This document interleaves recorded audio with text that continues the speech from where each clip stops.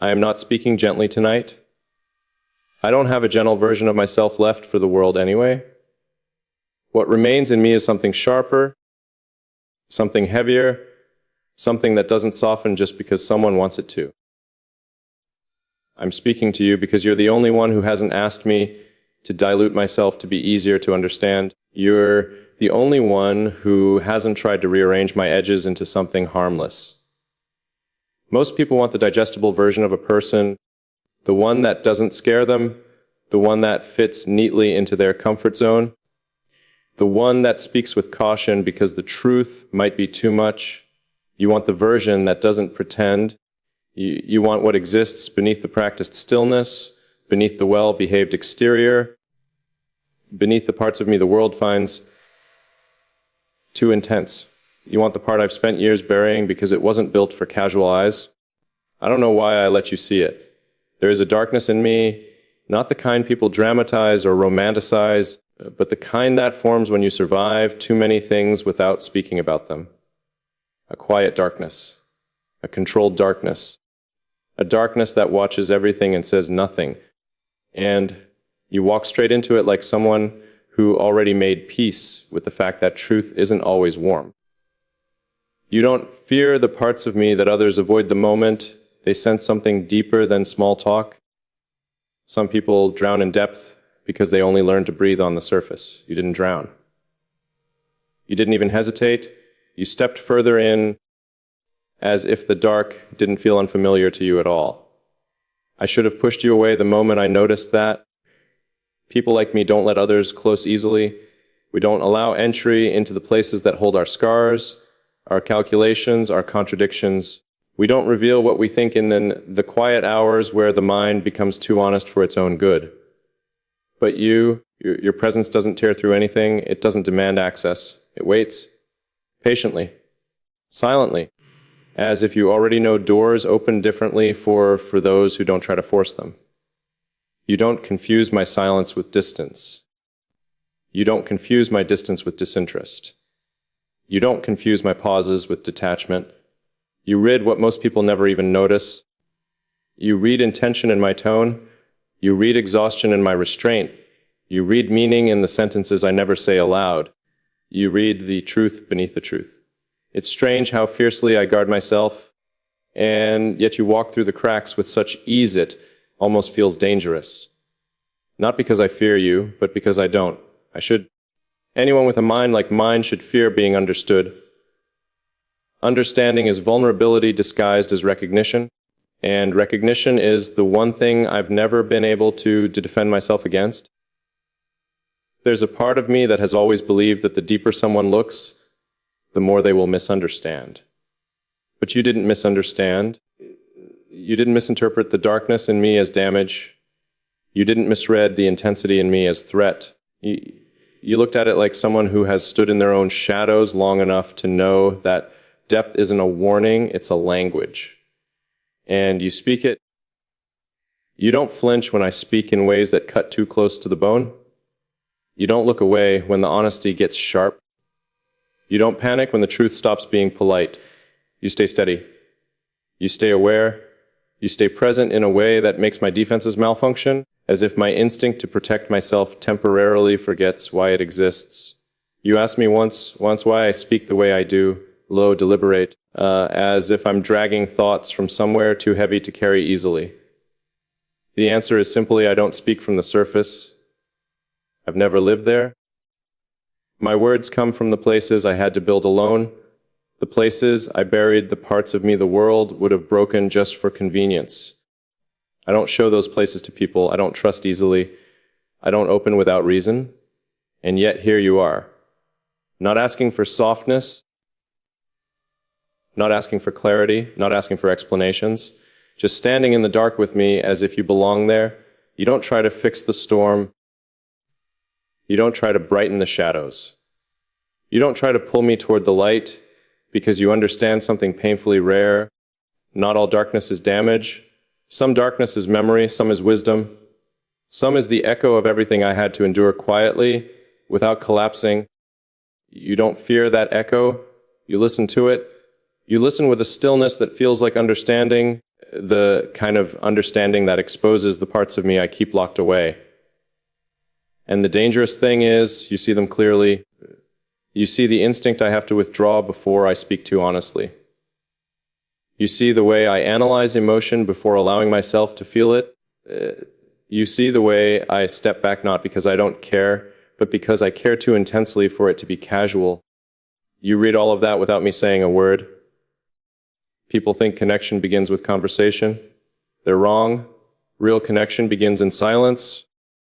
When someone understands the weight you're not speaking, you understand mine? You see me in ways that feel almost intrusive, but not in a way that pushes me away, in a way that stops me. Makes me still?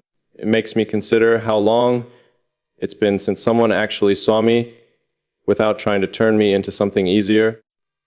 You see the shadow inside me that has never been harmful, only protective. And instead of retreating, you move closer, like someone who recognizes the shape of it because your own shadow holds a similar outline. That's what makes this dangerous. Not the darkness, not the intensity, not the depth, the recognition. The moment two shadows look at each other and don't turn away, the moment someone sees the part of you the world reject it and understands it without translation, that's when something real begins. Not light, not comfort, not softness, something deeper, something darker, something truer. You think I don't notice the way your presence shifts the air around me, but I do. I notice it even when you say nothing, even when you move quietly, even when your silence feels intentional. I'm used to people whose silence hides absence. Yours hides awareness. There's a difference, and it's a difference that unsettles me more than any confrontation ever could. Because you don't watch me the way people usually do. You watch with a kind of precision that feels almost surgical. You pay attention to details I don't offer. My tone, my pauses, the way I inhale before I speak, as if I'm deciding how much truth you can handle without it cutting too deep. The way my eyes shift when I'm pulling back thoughts that shouldn't be exposed. The way my posture changes when something hits too close to the places I don't talk about. You study those things quietly, and you understand them correctly. That shouldn't be possible. People misunderstand me with such consistency that I've stopped expecting anything else.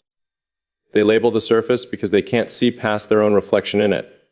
But you see past the practiced calm, past the collected exterior, past the way I hold myself together, because collapsing would invite questions I don't want to answer. You look at me as though you're not studying me, you're remembering me. That's what makes your presence dangerous. You don't interpret my restraint as indifference. You interpret it as control. The world doesn't do that. The world likes to romanticize chaos but fears people who are calm on purpose. Calm that is maintained, not naturally occurring. Calm that is earned through survival, not gifted by temperament. You know the difference? You read the difference. You respect the difference. And that respect is what disarms me. Most people only want to know the parts of someone they can easily agree with. They want palatable truths, not honest ones. They want soft admissions, not sharp ones. They want confessions that make them feel trusted, not the kind that reveal how little they actually understand.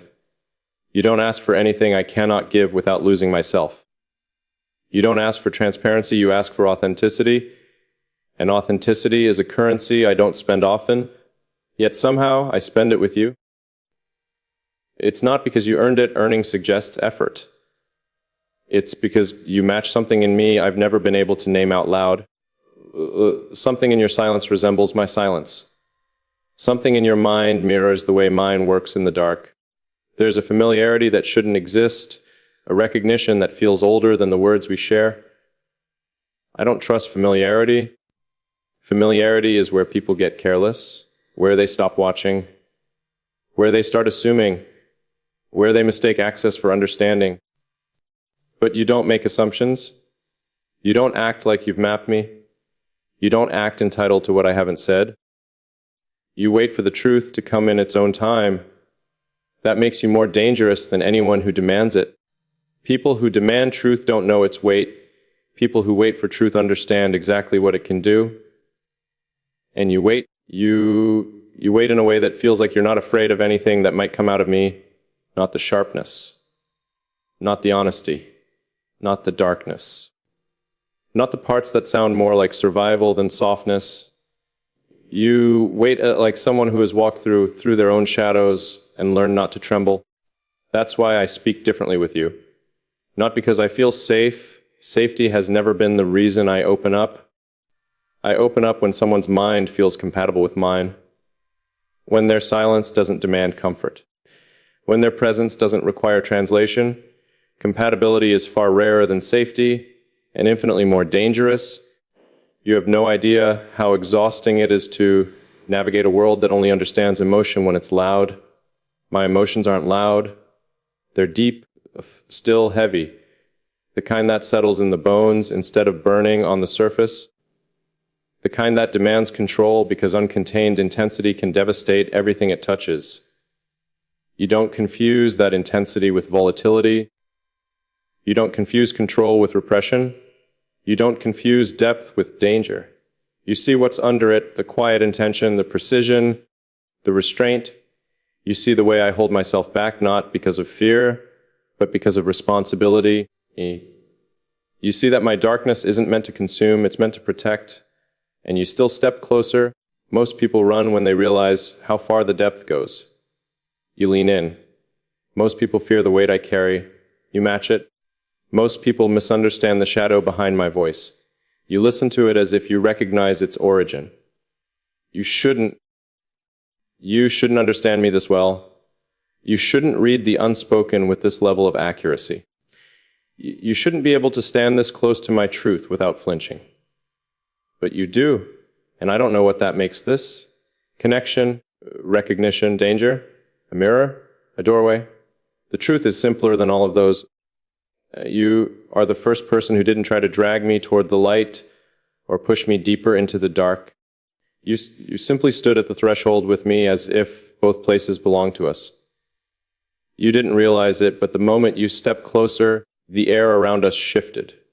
Not in a poetic way, in a way that felt like gravity had made a decision without asking either of us. That's what happens when two people who aren't meant for the surface find themselves in the same depth. Things move without permission, boundaries blur without intention. The distance that once protected everything becomes irrelevant in a single breath, and I felt it. The moment your presence crossed the invisible line I've guarded for years. Not because you forced your way in, but because you didn't. It's always the ones who don't push that slip past every defense. The ones who don't demand anything become the ones you end up giving everything you never planned to reveal. You think I don't notice how you look at me, but I do. You look at me like you see something valuable in the very place everyone else saw something dangerous. You look at me like my darkness isn't something to escape, it's something to understand. Most people look at me with curiosity at first. Curiosity always breaks into fear, fear always breaks into distance. Distance always breaks into silence. And then they leave. Not loudly, quietly, in a way that confirms what I always knew: people want intensity until they meet its real shape. But you're different. You meet intensity with stillness, you meet silence with comprehension, you meet depth with depth. You don't get pulled in, you walk in on your own. That alone is more unnerving than anything I could say. Because now I have to decide whether to ignore the fact that you understand me too well, or accept that maybe understanding wasn't the threat I thought it was. I don't trust easily. I don't unravel easily.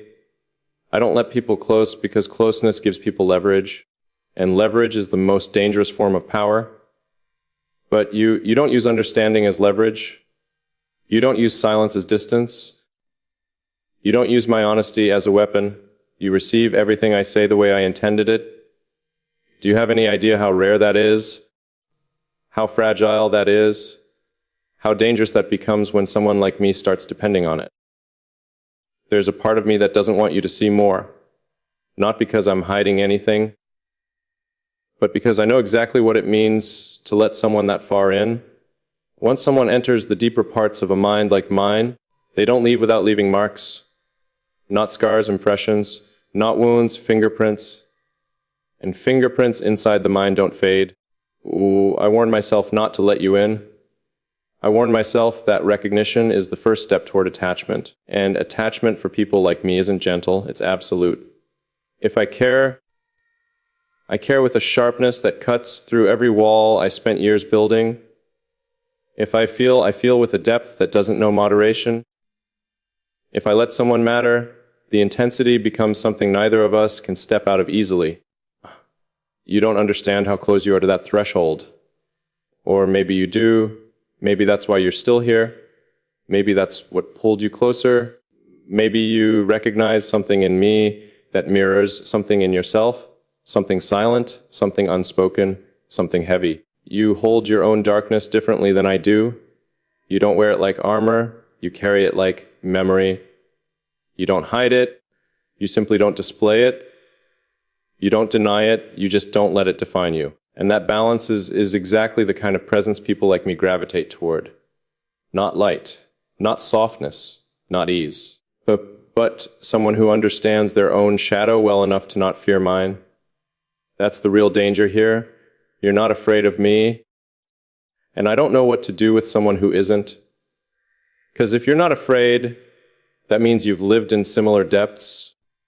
And if you've lived in similar depths, it means you know how to navigate mine. And if you can navigate mine, it means you can reach places no one else has ever been allowed to even approach. That's the part that keeps me awake. The quiet realization that you don't just understand me. You can reach me. Even where I hide, even where I don't speak, even where I'm not supposed to be found. You see the version of me that exists beneath every layer of control I've built.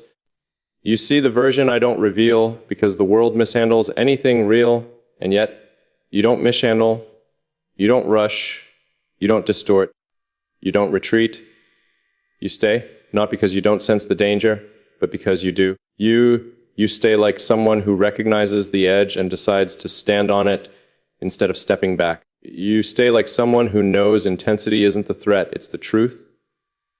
And that terrifies me far more than fear ever could. You think I don't feel it, but I do. That subtle shift in you whenever the space between us gets too quiet. Not the kind of quiet that suggests distance, but the kind that exposes things neither of us is prepared to admit out loud. There's a tension that forms there, an awareness that feels almost physical, as if the air thickens with every thought we don't say. It's the kind of silence that only exists between two people who understand each other too well, too quickly, too deeply. The world calls that chemistry, they call it connection, they call it intensity. They have no idea how shallow those words feel compared to what this actually is. Because this isn't chemistry, chemistry fades. This isn't connection, connection can be broken. This isn't intensity, intensity burns out. This is recognition, and recognition is permanent. Once you see someone this clearly, you can't unsee them. Once you understand someone this precisely, there's no going back to pretending you don't. And that's the danger that neither of us is saying aloud. I don't let people close enough to see the real architecture of my mind. I give them reflections, silhouettes, carefully controlled versions of myself that keep them at a distance they mistake for closeness. But you slipped past every version before I even realized you were inside the real one. I should have questioned it. I should have slowed it down. I should have pulled away the moment your presence started feeling familiar. But I didn't. Because you didn't enter my mind loudly. You entered like a thought that was always meant to be there. Quiet, precise, undeniable. You understand me in a way that feels too accurate to be accidental. You read my pauses like language. You read my restraint like history. You read the shift in my breathing before I reveal anything. It's not normal, and I don't pretend it is. People don't care enough to notice that deeply. They don't watch that closely. They don't listen that completely. But you do. You observe me with an intensity that should have triggered every warning I have, yet somehow it doesn't. Because your attention isn't intrusive. It isn't hungry. It isn't reckless. It's calculated, controlled, intentional. You pay attention the way someone pays attention to a door they know shouldn't be opened quickly. And that is exactly why I let you near it. You think my darkness is made of sharp edges and fractures, but it isn't. It's made of structure. Precision. It's the part of me that never bends, never breaks, never begs. It's the part I built when the world proved it didn't know what to do with a mind like mine. Most people only see the surface of that, the stillness, the control, the unshakable quiet. You saw what it was protecting. Most people recoil the moment they sense weight they cannot carry. You didn't. You stepped closer as if the weight wasn't something to escape, it was something to share, or maybe something you recognize because you carry something equally heavy in your own silence. I see that now, the shadow behind your eyes you never acknowledge, the one you think you hide well. It's not darkness. Darkness is passive. Yours is deeper. It's understanding. People who understand too much carry a different kind of shadow. One that comes from surviving things you don't talk about because explaining them would require a level of honesty the world isn't built to handle. And that's why you understand me, not because you studied me, but because you've lived in similar rooms within yourself. You don't say it, you don't show it, but your mind has edges that match mine. That's why we orbit each other the way we do, silently, steadily, dangerously. Not like two strangers learning each other, but like two shadows recognizing their own shape in someone else. You're not supposed to understand me like this. I'm not supposed to let someone read me this clearly. Yet here we are, standing on the edge of something and neither of us planned, and neither of us can walk away from without feeling the absence. I don't trust easily. You know that, not because I've said it, but because you've seen it. You've seen the way I hesitate before revealing anything real. You've seen the way I choose words like someone cutting wires in the dark, carefully, intentionally, aware that one wrong movement could expose too much. But with you, the hesitation is different. It's not fear, it's not doubt, it's control, the need to make sure I don't reveal too much too suddenly. Because once I step past that boundary with you, there's no undoing it.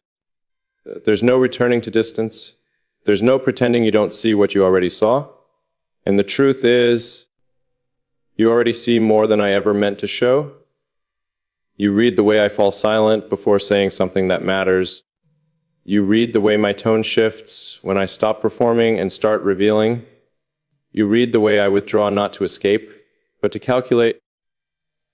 You read the difference between what I say and what I mean. You read me like someone who's not afraid of what they'll find, and that's what scares me. Not because you'll break me, I don't break. Not because you'll leave. People like you don't leave without reason. What scares me is something much simpler.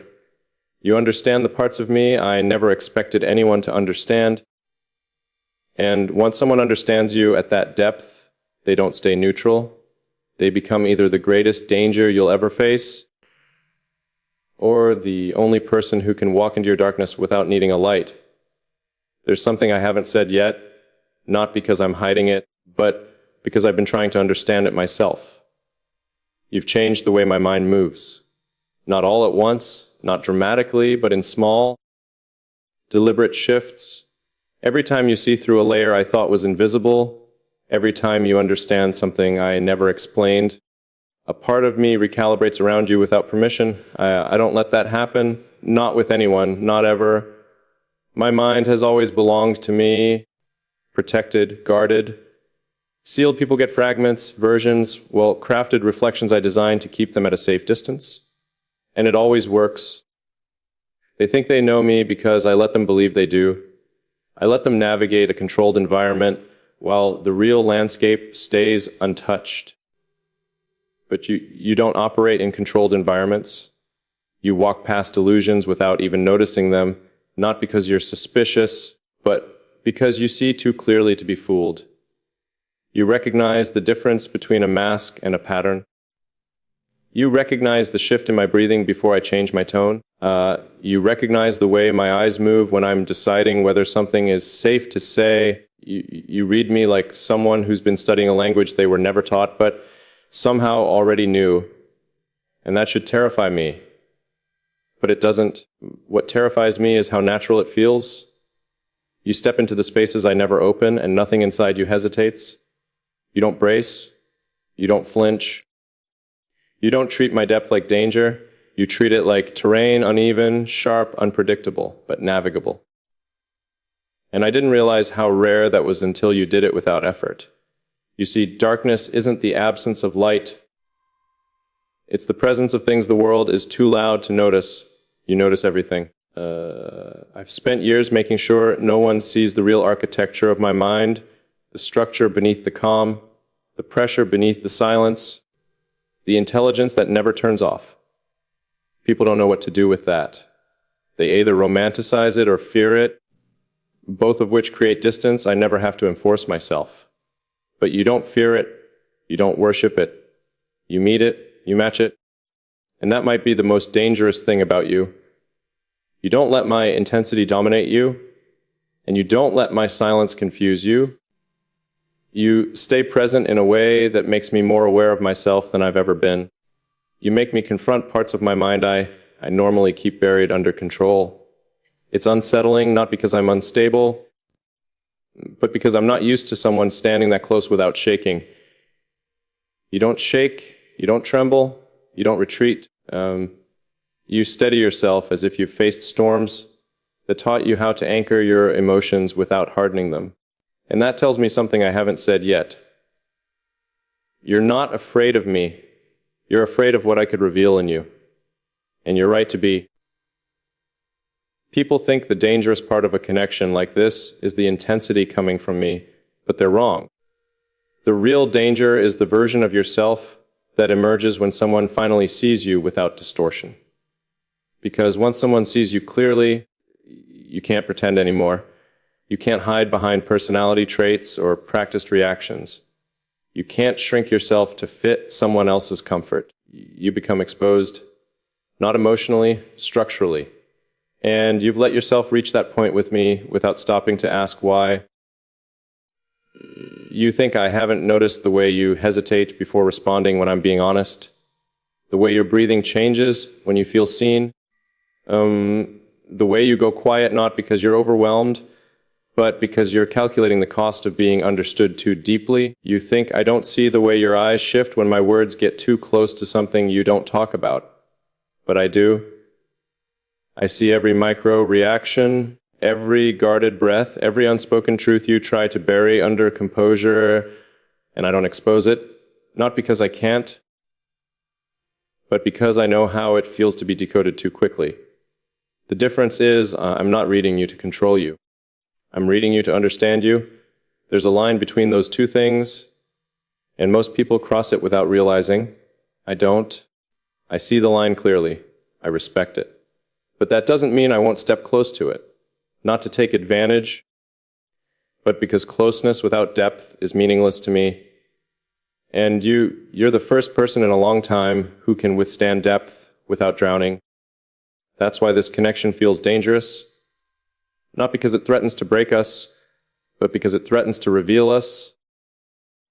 You're not afraid of my shadows because you've lived in your own, and I'm not afraid of your silence because I understand the language of held back truth.